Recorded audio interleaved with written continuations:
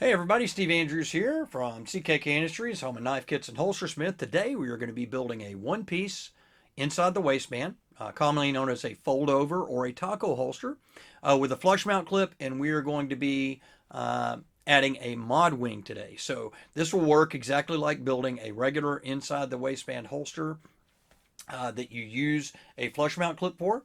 Only this allows you to add that mod wing to it, which allows the grip of the pistol to be pushed in tighter to your body. One nice thing about adding a mod wing is usually if the hole spacing's right on a holster that you may already have, and you've already got a retention style holster, you can even add the mod wing later. So if you've already got one that you made with a foamy and your hole spacing's right, you could add this in later. Otherwise, we will show you here exactly how to make the holster and already set up the holes perfectly for your mod wing. So we're going to take our 8x12 here. We're just going to lay our molding prop on top of it and kind of get an idea. This is all just an eyeball kind of thing, how much material you're going to need. That way you can go ahead and get rid of part of it and not have quite so much to cut off later. But be sure and leave yourself plenty of overage so that you don't have too little material, right? The old adage, you can always take away, but you can't add back to. And then we're just going to use a square, and we're going to mark it, score it rather. And when you score your KYDEX, just a little pro tip, score it at the top. So score it on the side that actually has the texture. And then we're just going to take it over, once we've scored it, to the edge of the table is a good spot for it, and it will snap off.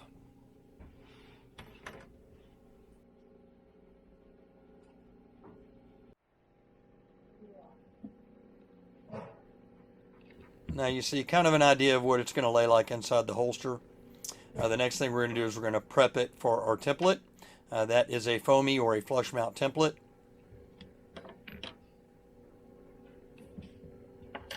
We offer templates for all different types of attachments on the websites. So what we're doing now is we're going to go ahead and tape off the slide. When you tape the slide, do your best to make sure that you don't have a lot of wrinkles. They can show up if they're bad enough anyway. They can show up in the KYDEX when you form around it. So you want to try and get it as smooth as possible. There's a couple of reasons for doing the tape. One, the resin on molds, no matter what mold type that you buy, doesn't matter what the brand name is, that resin does shrink over time. Slightly, I guess it's just part of the curing process. And just the way that these are molded, each mold may have a slightly different thickness to it, so they're all going to be pretty close to the real gun. But it doesn't matter whether you're using a blue gun or an ASM or a multi-mold or a holster mold or a cush gun mold. None of them are going to be perfect. So the tape does help make it a little bit thicker for you. But the other thing that it will do is it makes it much easier when you're getting ready to place your template for the foamy there. When you get ready to put that on there, that tape keeps it from sliding around a little bit. Now, we'll tell you with most molding props, because of the way that they're molded, they do have a film on them that helps them release from the molds, and you will need to clean that off. We've already done that here. You can usually do that with some rubbing alcohol or Dawn dishwashing detergent, something like that.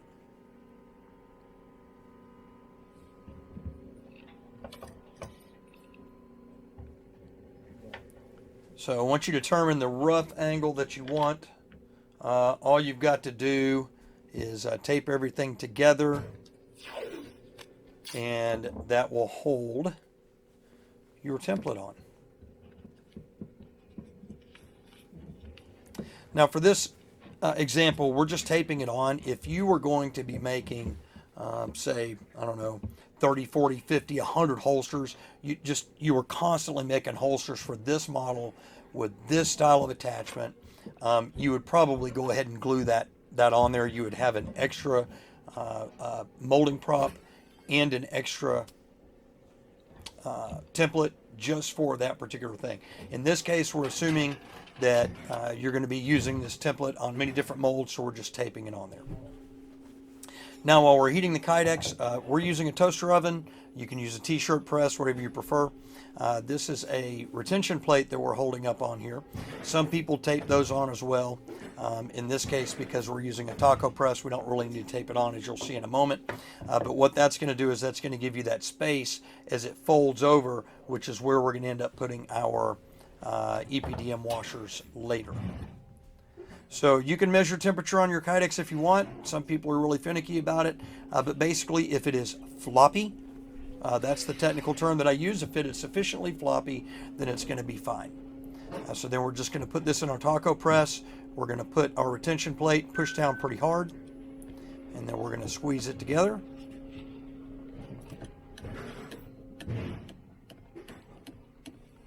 Nice and snug. And then we're going to add one to the other side so that we get the whole gun in there nice and tight.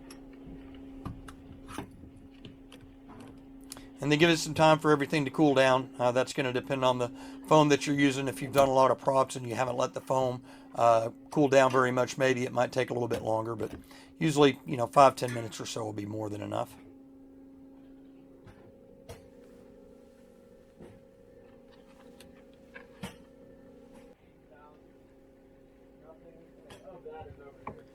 All right, so now what we're doing is we are just kind of drawing an outline of what we want the final shape of our holster to look like. This does not have to be exact. If you want, you can use a ruler. You can mark everything very precise. But this just gives us a rough idea to look at. When we're cutting it, you don't have to cut exactly on the line because, again, later you'll see that we're gonna sand it and polish it anyway. So what we're wanting to do is, again, get the bulk of the material out of the way.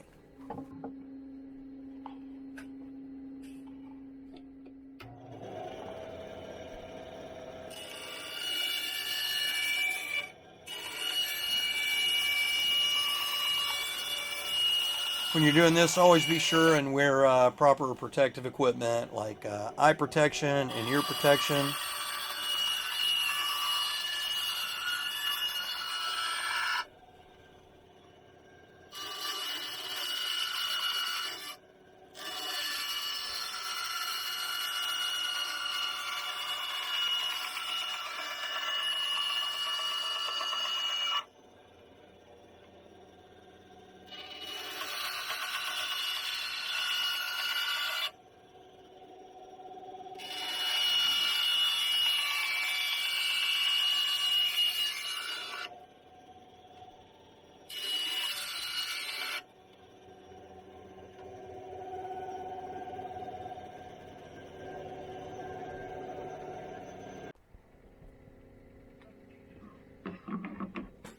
All right, so we got a rough cut. Now what we're going to do is we're going to go ahead and mark it for our sweat guard. Now, if you choose not to have a sweat guard, you could simply take this after you mark it, put it right back up on your saw, and cut straight through both sides. That would not be a problem at all. In this case, though, since we're doing a sweat guard, we only want to cut one side off. So that is what we are doing here.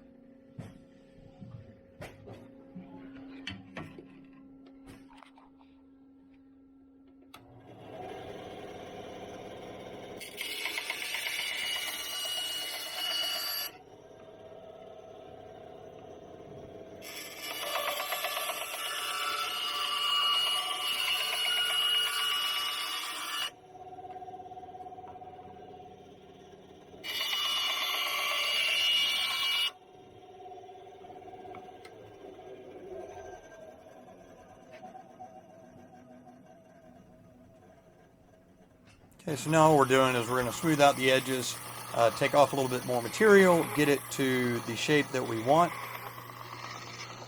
We're using a Kalamazoo sander grinder here, which we also offer on our websites.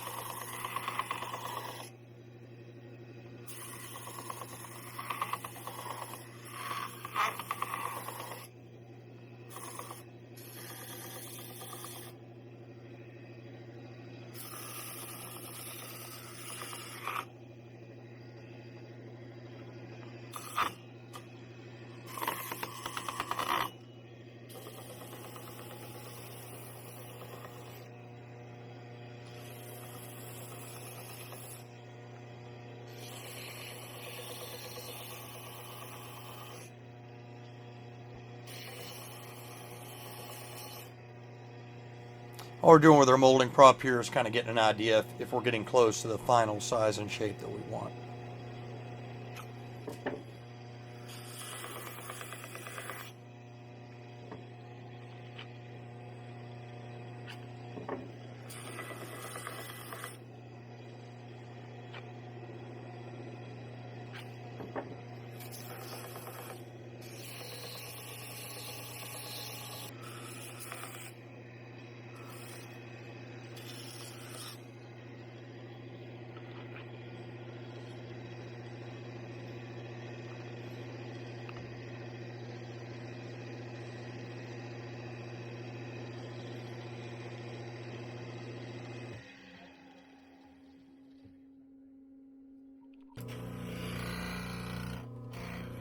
And then we're just going to go to a flap wheel, and this will really get it nice and smooth.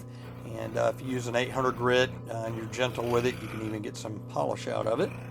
Or you can move to a polishing wheel and rouge if you're concerned about getting a mirror finish. You can get KYDEX and Boltron, Holstex, all those to a mirror finish if you want to put that much effort into it. Completely up to you.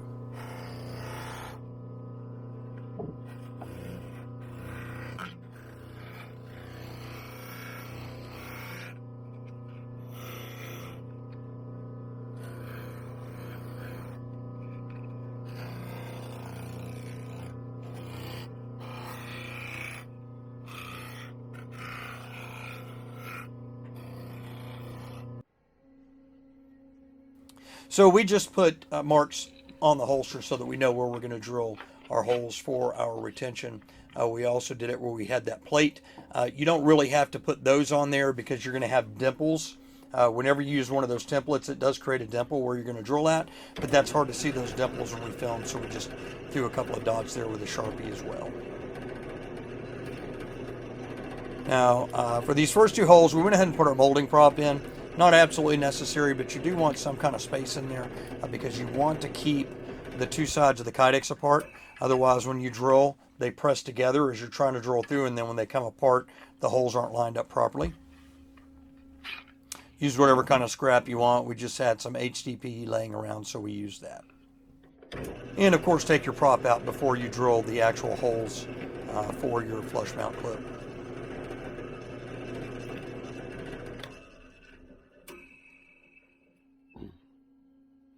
Okay, so now we are ready to attach our hardware.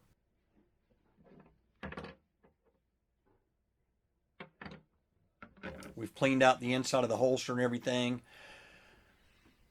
And then what we're going to do first is we're going to go ahead and take our EPDM washers, and we're going to put those and line those up with the holes. And put our slotted post in. It's just going to help keep everything from slipping around. These slotted posts fit pretty snug inside the EPDM washers, which is nice. So that keeps your slotted post from falling out before you put the screws in. And it also keeps your EPDM washers from moving around in there where you're trying to find the hole to line them up. And then we're going to drop two eyelets, one in each hole.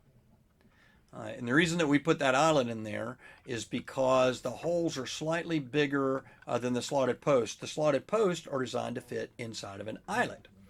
In fact, our slotted posts are designed to fit pretty perfectly inside of an eyelet. So you drop the eyelet in the hole of the mod wing, and then when you tighten it down, the slotted post is able to pull up into that eyelet, and it prevents you from having so much movement of that mod wing back and forth from the play. You're still going to get a little bit of movement, but it's going to be much better.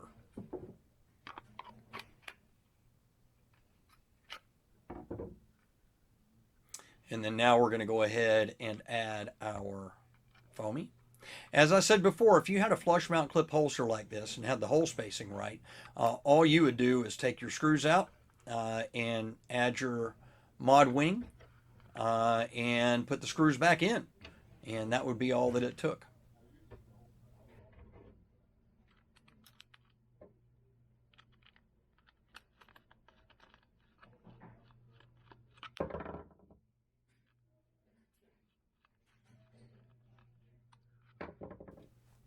So we'll finish putting our flush mount clip on here and we will be all set. And you have now made an inside the waistband fold over holster with a mod wing. Great job. See you soon.